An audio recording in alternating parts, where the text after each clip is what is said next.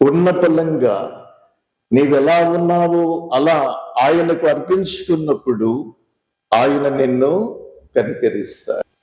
Napoleon చక్రవర్తి ఒక యవనస్తునికి 2 పర్యాయాలు నేరం చేసినందుకు అతనికి ఉరిశిక్ష విధించాడట. తల్లి వచ్చి ఆయన ఎదుట ప్రాధేయపడుతుందట, అయ్యా ఈ మట్టుకు క్షమించండి, ఇక ఎన్నడూ తప్పు చేయడు అని గోజాడుతూ ఉంటే, 2వసారి తప్పు చేశాడు కనుక ఇతడు శిక్షించబడాల్సిందే, ఇతడు మరణమునకు తగినవాడు అని ఆయన చెప్తూ ఉంటే, వాడు నేరం చేసిన వాడే, కానీ మీరు దయార్థ హృదయులు, దయ చూపించి నా కుమారుణ్ణి విడిపించండి అని గోజాడినప్పుడు, నీవు ప్రాధేయపడుతున్నావు కనుక వాని మీద నేను కనికరము చూపిస్తున్నాను అని ఉరిశిక్షను రద్దు చేశాడు. మన పాపమునకు దేవుడు శిక్ష విధించాడు.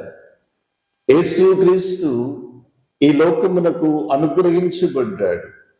యేసుక్రీస్తు దేవుడు మానవుడు మాట్లాడుకునే ఒక భాష. ఆయన శిలువ మీద వేలాడుతూ వీరేమి చేయుచున్నారో వీరెరుగరు గనుక వీరిని క్షమించు అని చెప్పినప్పుడు, మన పాపమును బట్టి కాకుండా కుమారుడైన క్రీస్తు విజ్ఞప్తిని బట్టి మనల్ని క్షమించాడు. హల్లెలూయా.